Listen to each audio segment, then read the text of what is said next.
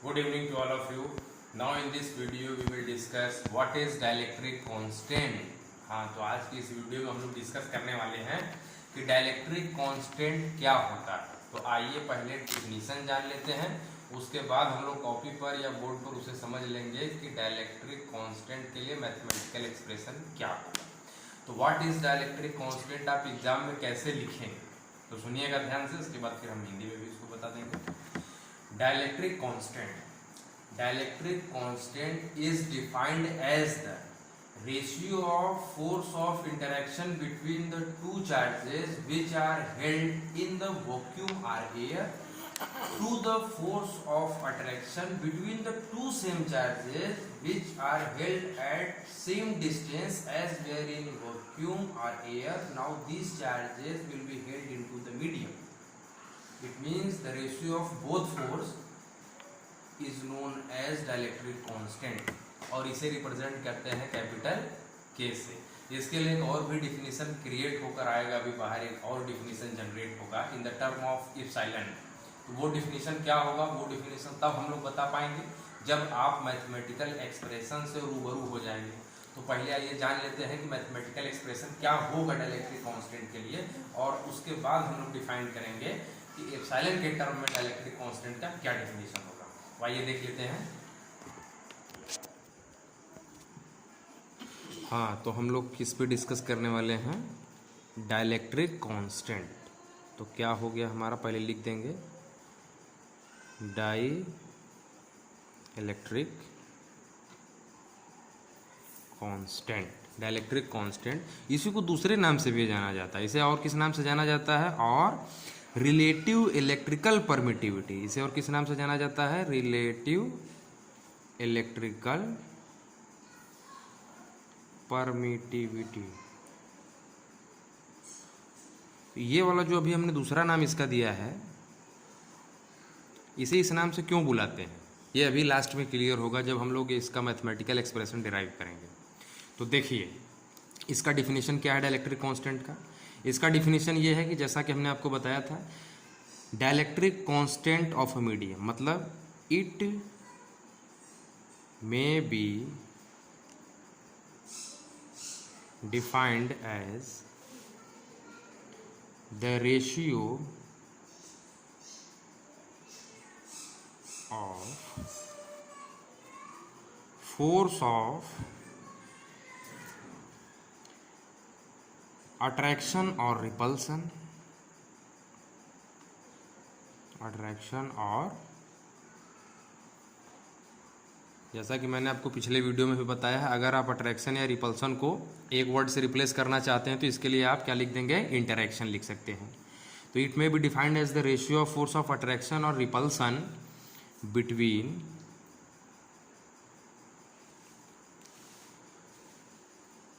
two-point charges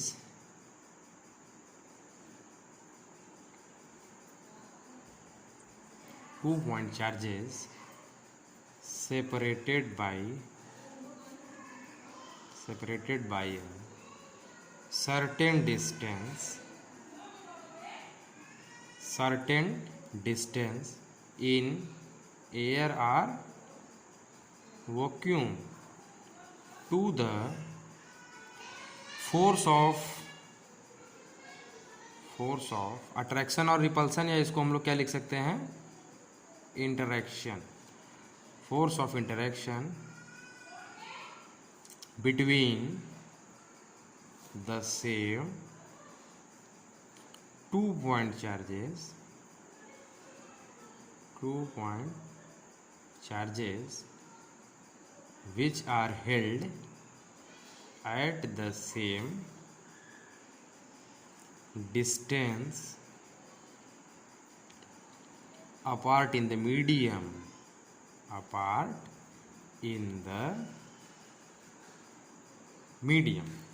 कहने का मतलब ये है कि अगर हमारे पास कोई दो चार्ज है, क्या है, मान लेते हैं कि पहला चार्ज है Q1 और दूसरा चार्ज क्या है, Q2 है।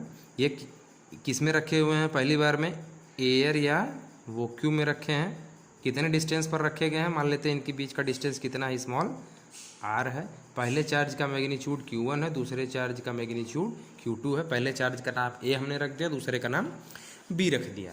तो चूंकि ये अभी इनके बीच में जो मीडियम है वो क्या है, एयर या वैक्यूम है, तब इस केस में हम लोगों ने पढ़ा था कोलम्बियन फोर्स ऑफ अट्रैक्शन। भाई अट्रैक्शन भी हो सकता है दोनों चार्ज के बीच में, रिपल्सन भी हो सकता है, वो डिपेंड करेगा कि दीज आर लाइक चार्ज हैं या अनलाइक चार्ज हैं। तो अब यहाँ पे जो कोलम्बियन फोर्स ऑफ अट्रैक्शन या रिपल्सन होगा उसको हम लोग किससे रिप्रेजेंट कर लेते हैं, F0 से। किससे रिप्रेजेंट कर लेते हैं, F0 से। चूँकि ये मीडियम कैसा है, वैक्यूम है या एयर है, तो इसके बीच में जो फोर्स लगेगा वो, उन दोनों चार्जों के बीच में जो फोर्स लगेगा वो क्या होगा, 1/4 pi epsilon not Q1 Q2 upon R²। इसे हम लोग नाम दे देते हैं इक्वेशन नंबर फर्स्ट का। ठीक, अच्छा, फिर उसके दूसरे कंडीशन में इन्होंने कहा है कि इन्हीं दोनों चार्जों के बीच में चार्ज के मैग्नीट्यूड में आपको कोई परिवर्तन नहीं करना है, इनके बीच में जो डिस्टेंस उसमें भी कोई परिवर्तन नहीं करना है। बस अब क्या करना है कि जो बीच का खाली जगह है इसे किसी मीडियम से भर देना है। ठीक है, तो अब इस केस में जो भाई फोर्स की वैल्यू होगी इन दोनों के बीच में वो चेंज हो जाएगी। क्या हो जाएगी, चेंज हो जाएगी। तो अब मान लेते हैं जो नई फोर्स की वैल्यू होगी वो क्या हो जाती है, Fm मान लेते हैं। क्या मान लेते हैं, Fm मान लेते हैं। तो Fm इज इक्वल टू भाई कांस्टेंट है तो उस पर कोई चेंज नहीं होगा, 1/4 पाई एप्सिलॉन नॉट। देखिए क्या था, electrical permittivity in free space. Free space का मतलब जब दोनों चार्ज के बीच में स्पेस कैसा है, फ्री है, यानी एयर या वैक्यूम था तो यहाँ एप्सिलॉन नॉट लिखते हैं। और अगर ये मीडियम से भर दिया जाएगा तो अब ये एप्सिलॉन नॉट लिखकर क्या लिखा जाएगा, एप्सिलॉन m लिखा जाएगा। क्या लिखा जाएगा, एप्सिलॉन m लिखा जाएगा या सिर्फ एप्सिलॉन लिखा जाएगा। ठीक है, तो आप एप्सिलॉन m भी लिख सकते हैं या सिर्फ एप्सिलॉन लिख सकते हैं। तो हमने यहाँ पे एप्सिलॉन m लिख दिया है। चार्ज सेम है तो यहाँ Q1 और यहाँ Q2 हो जाएगा, और अपान क्या डिस्टेंस भी सेम है तो अपॉन R² हो जाएगा। ये इक्वेशन नंबर सेकंड हो गया। अब by the definition of dielectric constant, तो डाइलेक्ट्रिक कांस्टेंट के डिफिनीशन से हम लोगों को क्या बताया गया, डाइलेक्ट्रिक कांस्टेंट के डिफिनीशन से हमें यही बताया गया है कि इन्हीं दोनों फोर्स का जो रेशियो है, यानी कि F0 अपॉन Fm जो है, यही क्या है, डाइलेक्ट्रिक कांस्टेंट हमारा कहा जाता है। क्या कहा जाता है, डाइलेक्ट्रिक कांस्टेंट कहा जाता है। और इसे रिप्रेजेंट किससे करते हैं, K से। तो भाई अब इसकी वैल्यू होगी क्या, जरा देख लीजिए। F0 की वैल्यू इक्वेशन नंबर 1 से क्या है, पुट करिए, 1/4 pi epsilon not Q1 Q2 upon R² upon, ये Fm की वैल्यू क्या है इक्वेशन नंबर सेकंड से, 1/4 pi epsilon not Q1 Q2 upon R²। ये क्या है, m है, तो यहाँ पे क्या लिखेंगे, m लिखेंगे। अब आप देख रहे हैं सब सेम है, 4 पाई से 4 पाई कट जाएगा, Q1 Q2 से Q1 Q2 कट जाएगा, R² से R² कट जाएगा, ये एप्सिलॉन m ऊपर चला जाएगा और एप्सिलॉन नॉट ऑलरेडी डिनोमिनेटर में है। तो F0 upon Fm is equal to हमारा डाइलेक्ट्रिक कांस्टेंट K है, और यहाँ पे क्या हो गया, E एप्सिलॉन m ऊपर चला गया और ये एप्सिलॉन नॉट नीचे चला गया। तो आप देख रहे हैं यह किसका रेशियो यहाँ से हमें मिला, मैथमेटिकल एक्सप्रेशन में यह किसका रेशियो मिला है, ये रेशियो किसका है, इलेक्ट्रिकल परमिटिविटी का है ना। और जब रेशियो में आता है तो एक दूसरे से ये क्या करते हैं, रिलेट करते हैं, इसीलिए इसका दूसरा नाम क्या दिया गया है, रिलेटिव इलेक्ट्रिकल परमिटिविटी। बात क्लियर हो गई, डाइलेक्ट्रिक कांस्टेंट को रिलेटिव इलेक्ट्रिकल परमिटिविटी क्यों कहते हैं। अच्छा, अब यहाँ से एक और भी डिफिनीशन निकल के आ रहा है। क्या आ रहा है, यहाँ से हम लोग कह सकते हैं कि dielectric constant is the ratio of electrical permittivity in medium to the electrical permittivity in free space. तो एक यहाँ से और डिफिनीशन आप लिख सकते हैं। क्या लिखेंगे, एक डिफिनीशन ये लिख सकते हैं, इसे कोई इक्वेशन मान लीजिए, इक्वेशन नंबर 3 मान लेते हैं। ठीक है, तो क्या लिखेंगे, therefore from equation 3 we concluded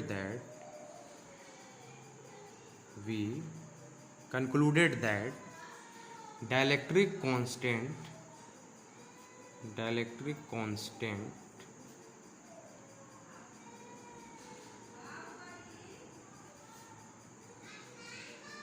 of a medium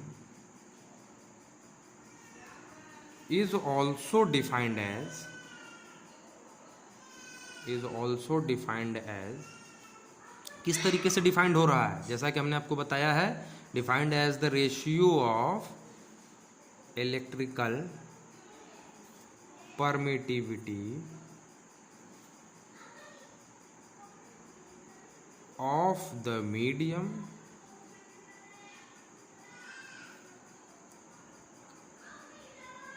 to the electrical permittivity of the free space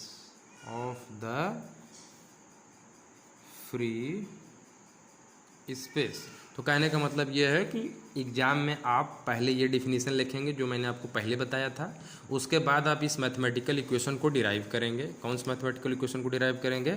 इस मैथमेटिकल इक्वेशन को डिराइव करेंगे, यानी कि F naught upon F M is equal to K equal to epsilon M upon epsilon naught. आप epsilon M को सिर्फ और सिर्फ एप्सिलॉन भी लिख सकते हैं, ठीक है। और डाइलेक्ट्रिक कांस्टेंट का जो रिप्रेजेंटेशन होता है, डाइलेक्ट्रिक कांस्टेंट का रिप्रेजेंटेशन भाई तो कांस्टेंट के लिखते हैं इन टर्म्स ऑफ दिस, जबकि रिलेटिव इलेक्ट्रिकल परमिटिविटी का जो सिंबल होता है वो एप्सिलॉन आर होता है। इसमें क्या है लगा हुआ है, आगे रिलेटिव लगा हुआ है, इसलिए यहाँ पे एप्सिलॉन आर लिख देते हैं। तो जो इसका मेन इक्वेशन बन के निकलेगा वो क्या होगा? इक्वेशन नंबर 3 को हम लोग क्या लिख सकते हैं?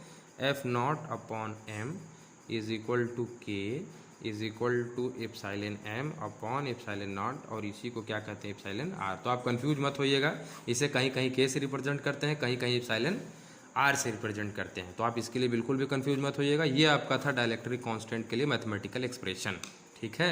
और ये जो के की वैल्यू होती है ये अलग अलग मीडियम के लिए अलग अलग होती है। जैसे वैक्यूम के लिए क्या होती है? वैक्यूम के लिए क्या होती है? के की वैल्यू होती है आपकी 1.0000 यानी कि 1 होती है। और एयर के लिए क्या होती है? 1.006 होती है।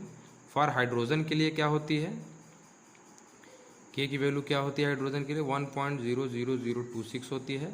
और जबकि ग्लास के लिए क्या होती है? फॉर ग्लास के लिए के की वैल्यू क्या होती है? 3 to 4 के बीच में लाई करती है। ग्लास के लिए जो के की वैल्यू होती है वो 3 से 4 के बीच में लाई करती है, वो डिपेंड करेगा कि किस टाइप का ग्लास है। उसी तरीके से फॉर माइका के लिए जो के की वैल्यू होती है वो कितनी होती है? 3 to 6 के बीच में लाई करती है। 3 to 6 के बीच में लाई करेगी कि वो डिपेंड करेगा किस टाइप का माइका है। और लास्ट वन इज वाटर के लिए जो के की वैल्यू होती है वो 81 होती है। इसे याद रखिएगा, इसी पे बेस्ड क्वेश्चन आते हैं। वाटर या एयर पे ज़्यादातर आता है, बीच का तो IIT वगैरह के लिए पूछता है। तो इसको अपने ध्यान में रखिएगा। और आज की जो है कि वीडियो यहीं पे खत्म होती है, और नेक्स्ट वीडियो में हम लोग दूसरे टॉपिक पर डिस्कस करेंगे।